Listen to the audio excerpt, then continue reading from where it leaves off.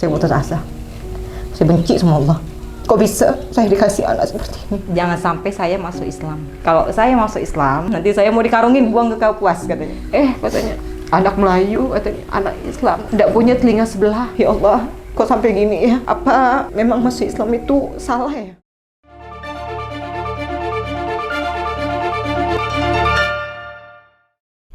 Assalamualaikum warahmatullahi wabarakatuh, sahabat Laskar Tujuh Langit. Kembali lagi dengan saya Doni Kesandang. Nah, pada kali ini kembali lagi kita mau menyaksikan kisah mu'alaf.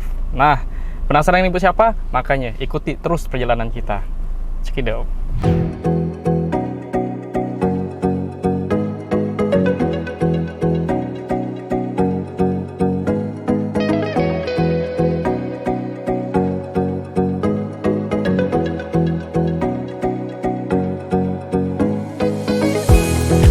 Assalamualaikum. Gimana Bu? Apanya? Oke. Assalamualaikum warahmatullahi wabarakatuh, Ibu. Waalaikumsalam warahmatullahi wabarakatuh. Nama Ibu siapa? Vini Julianti. Ibu asalnya dari mana? Saya memang asalnya di Pontianak, orang tua di Pontianak, di Batu Layang, besarnya juga di Pontianak. Suku bapak saya Cina, mama saya Dayak aslinya. Dulu Ibu memeluk agama Islam itu awalnya gimana tuh? Awalnya karena memang dapat jodohnya yang bukan seiman ya. Memang pertama memang ditentang sama orang tua. Memang dari pertama pacaran tuh udah nggak direstui gitu, dan diusir dari rumah. Ya, pergi.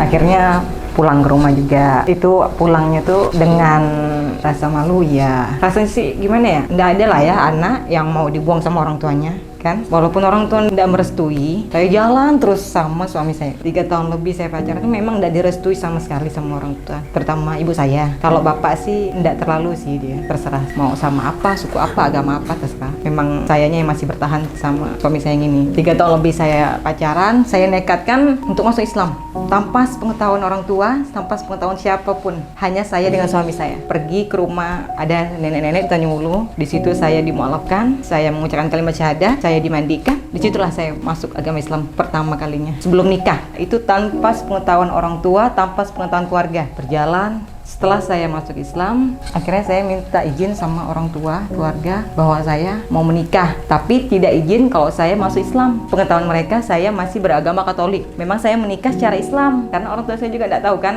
kalau saya itu udah agama Islam. Pergilah saya ke KUA, mendaftarkan diri tanpa orang tua, tanpa siapapun. Mencari penghulu, saya sendiri. Di situ saya mendaftarkan diri saya, ngurus-ngurus kakak semua, pernikahan semua udah saya urus. Orang tua ikut menjalani biasa saja, tapi mereka tuh tidak setuju. Tapi tidak dinampakkan sama yang lainnya kalau mereka tuh tidak setuju. Tetap saya ikuti. Akhirnya mereka taunya saya Katolik kan, masih mereka tahu saya Katolik, suami saya Islam, saya Katolik. Taunya saya menikah ini beda agama. Tapi mereka tidak tahu kalau saya itu udah Islam. Saya pun belum berani mengucapkan kalau saya itu udah Islam, karena memang tentangan ibu saya itu kuat. Jangan sampai saya masuk Islam. Kalau saya masuk Islam, katanya dulu kan, saya kan memang 2 beradik perempuan. Saya masuk Islam, nanti saya mau dikarungin buang ke Kapuas katanya. Hanya modal nekat, saya masuk Islam. Akhirnya saya menikah di KUA. Orang tua saya pun hadir. Saya mengucapkan 2 kalimat syahadat.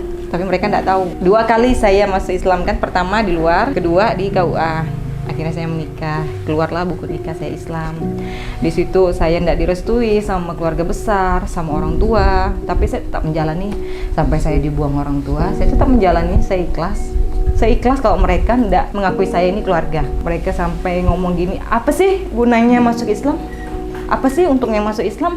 Toh kamu nggak kaya? Ya memang saya nggak kaya, saya bilang. Tapi ini emang keinginan saya masuk Islam. Saya nggak mau kalau saya nikah itu beda agama. Memang udah jodoh sampai meninggal kan, kita nggak tahu kan. Saya nggak mau nanti suami saya dikuburkan secara Islam, saya dikuburkan secara Katolik, itu saya nggak mau. Makanya saya tekadkan, walaupun semua nggak mengizinkan saya masuk Islam, ditentang saya masuk Islam, saya berkuat sendiri. Sampai saya dihina-hina. Kamu masuk Islam, kamu masih miskin. Kamu masuk Islam masih ngontrak, nggak ada gunanya kamu masuk Islam kan. Saya hanya bisa nangis. Nangisnya dalam hati. Saya tidak keluarkan air mata, tidak. Hanya dalam hati. Ya Allah, kok sampai gini ya? Apa memang masuk Islam itu salah ya? Saya bilang. Akhirnya saya punya anak. Saya direstui orang tua saya. Dari anak pertama saya tuh, orang tua udah mulai gimana gitu kan. Udah mulai baik. Akhirnya bisa menerima. Orang tua lah bisa menerima, tapi keluarga besar lain tidak menerima. Sampai hari ini pun tidak ada yang menerima saya.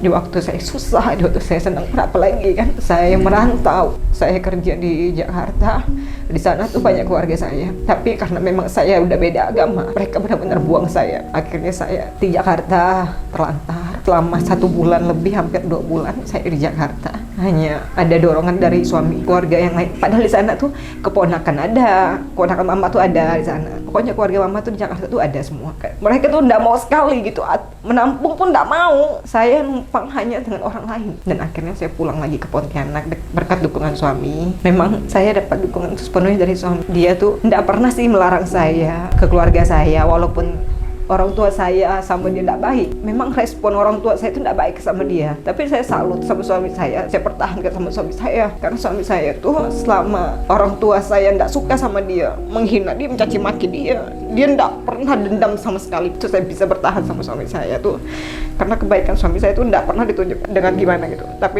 saya tahu tiap orang tua saya mencaci maki dia dengan kata kasar, kata anjing pun kali diucapkan untuk dia, tapi dia tidak pernah melawan, diusir, disiram pakai air, udah. Tapi dia tetap tidak pernah dendam. Saya pun bertahan sama suami saya sampai sekarang ini. Banyak juga yang menghina saya baru-baru ini karena anak saya memang yang nomor 2 dari kekurangannya, kekurangan tidak punya telinga sebelah. Katanya anak Melayu, katanya anak Islam tidak punya telinga sebelah. Di situ saya tersentuh, ya Allah, kenapa sih harus fisik dihina? Apa salah saya? Apa karena masuk Islam anak saya lahir dengan kekurangan? Di situ saya hanya nangis dalam hati. Saya tidak bisa meluapkan apa-apa. Cuma suami saya marah. Suami saya marah, tapi marah suami saya itu tidak diluapkan. Hanya marahnya dalam hati. Cuma yang saya kecewa banget, menghina, benar-benar menghina. Tidak suka sama sekali kalau saya itu Islam. Saya tidak apa-apa sih kalau saya dihina. Tapi saya tetap sama prinsip saya, agama saya Islam, itu yang saya prioritaskan pertama. Ibu ini anaknya ya? Ini anak saya nomor 3, anak saya nomor 2 tuh, itu yang selalu dihina fisiknya sama yang Nasrani. Nggak apa-apa, umur 6 tahun. Berapa anaknya? Anak saya 4. Karena kadang mengalami itu memang dibawa suami. Iya. Tapi secara tidak langsung mereka pun secara perlahan-lahan suka Islam. Pasti. Betul. Sebelum saya masuk Islam, mungkin itu ya pandangannya tuh memang saya lihat Muslim itu berbeda dengan yang agama lain. Memang berbeda karena berbeda apa? Mereka itu perkumpulannya bagus, di saat dia ceramah juga bagus. Makanya sebelum saya masuk Islam saya juga dengar tuh ustazah ceramah, walaupun hanya di HP atau di TV kan. Itu sih yang bikin keinginan saya, karena memang saya kan ngeliat semua kalau saya Muslim ya, saya ngeliat mereka, cara mereka sholat, cara mereka belajar agama. Karena memang satu sekolah tuh semua kan ada sih yang Nasrani ada, cuman lebih respect ke mereka lah, kayaknya lebih nyaman ke mereka gitu agamanya. Saya bilang penasaran sih saya sebenarnya, apa sih agama itu, agama Islam. Akhirnya saya belajar, saya tahu. Memang saya sebelum menikah juga saya juga cari tahu Islam itu apa gitu kan. Tapi akhirnya saya tahu gimana itu. Saya belajar sholat sendiri, insya Allah kayak ngaji walaupun baru ikro, saya juga diajak sama teman kan, saya juga sendiri tanpa ada dari suami, dari mertua pun tidak ada. Saya maunya tuh belajar saya sendiri, cari tahu sendiri Islam itu apa. Saya memang belajar agama Islam memang dari dulu tahu, kayak Al-Fatihah saya tahu dari dulu, dari SD juga tahu dah saya. Dari SD saya juga udah tahu, cuman saya kalau ngaji memang baru ini karena juga nggak tahu tempat ngaji. Baru ini sih saya bisa belajar ngaji sama Bu Ani di sini, masjid sini. SD udah bisa baca Al-Fatihah, itu kok bisa? Karena kan kalau di sekolah kan tetap doanya Al-Fatihah kalau masuk. Pertama kali diucapkan Al-Fatihah, tiap hari yang didengar. Lagi pula saya ngelihat kok Islam lebih banyak ya daripada yang Nasrani. Saya bilang kan, saya lihat kan memang agama Islam itu lebih banyak yang menjalaninya ketimbang Nasrani. Saya lihat kan, akhirnya penasaran, pacaran juga sama yang Muslim. Saya coba masuk Islam, gimana Islam itu kayaknya welcome Islam, bagus kan. Saya sebenarnya 5 saudara. Jadi kakak saya juga baru meninggal, jadi tinggal 4 bersaudara. 4 bersaudara. Jadi tinggal saya sendiri yang perempuan, 3 laki-laki. Itu ada yang Islam saja Bu, saudara? Yang kandung tidak ada. Tidak ada ya? Kalau yang sepupu memang rata-rata Islam. Hubungan dengan saudara kandung itu yang 4 tadi? Baik sih. Baik ya? Tidak ada masalah? Tidak ada masalah. Tapi orang tua udah aman juga? Karena adik-adik juga. Orang tua udah aman juga sekarang karena udah lama juga kan, udah 11 tahun saya masuk Islam. Mereka pun setelah berapa tahun kemudian saya menikah, mereka baru tahu kalau saya Islam. Sekarang apa yang Ibu rasakan ketika Ibu meluk agama Islam? Yang saya rasakan nyaman, agamanya lebih enak jalan sih. Sholatnya juga kan, karena kalau waktu sebelumnya kan saya seminggu sekali, ya hanya ke gereja kan seminggu sekali ya. Kalau sekarang kan 1 hari mesti 5 waktu ya. Awalnya memang berat, sangat berat malahan. Karena pertama kan waktu masuk Islam itu kan kita nggak tahu sholat, apa yang mesti dibacakan, nggak tahu kan. Jadi kita harus belajar sendiri, cari tahu sendiri doanya apa, ini apa gitu kan. Masya Allah, ini anak Ibu ya. Ini yang selalu dihina fisiknya sama mereka. Cowok Radit.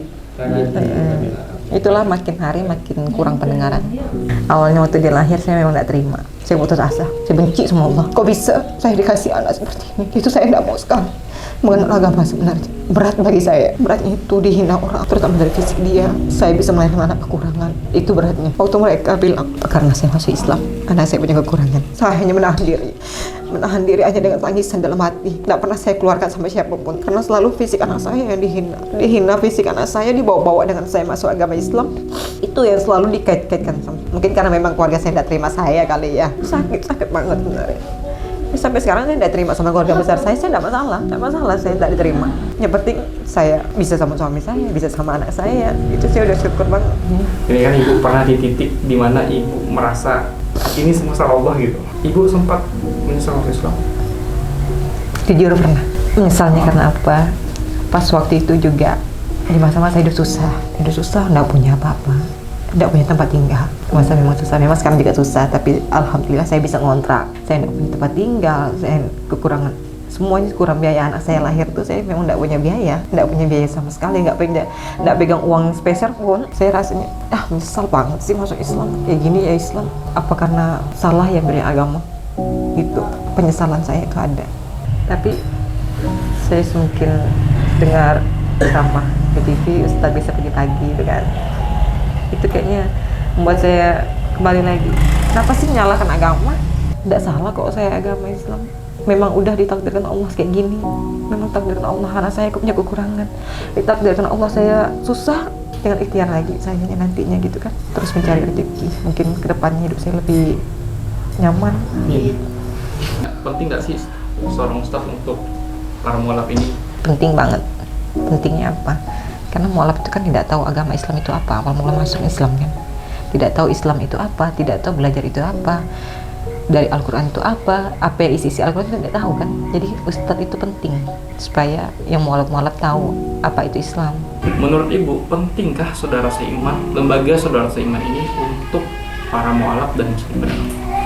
Penting, karena memang saudara seiman itu kan tugasnya membantu kan, apalagi buat para mualaf itu sangat membantu saudara seiman. Dakwah terus tanpa henti, istighfar terus sampai mati, mari bersaudara sampai surga. Wassalamualaikum warahmatullahi wabarakatuh. Bismillahirrahmanirrahim. Assalamualaikum warahmatullahi wabarakatuh. Saya Stephen Indra Wibowo. Di sini ada namanya Saudara Seiman. Gerakan yang Masya Allah sangat membantu untuk dakwah di kalangan orang-orang yang pengen kenal Islam.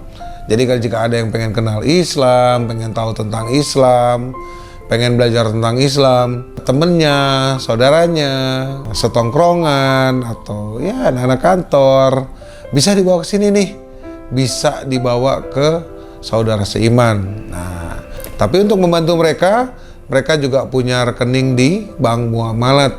Di Bank Muamalat, nomor rekeningnya 621 0066 911 atas nama Baitul Mal Munzalan Indonesia, Saudara Seiman. Insya Allah gerakan ini untuk membantu mualaf dan ikut juga untuk menyokong bagaimana orang bisa mengenal Islam, memperkenalkan Islam dengan cara yang hak. Insya Allah jadi amal jariah kita semua deh, termasuk antum semua. Nggak bisa nyumbang nggak apa-apa, share aja, bagikan. Insya Allah bermanfaat. Mungkin antum nggak butuh hari ini, Anda nggak butuh hari ini, nggak apa-apa. Ada mungkin follower Anda atau tetangga Anda, saudara Anda, siapapun itu, mungkin dia lagi butuh informasinya, sampaikan. Insya Allah nanti bermanfaat untuk orang banyak. Barakallahu fiik. Assalamualaikum warahmatullahi wabarakatuh. wabarakatuh.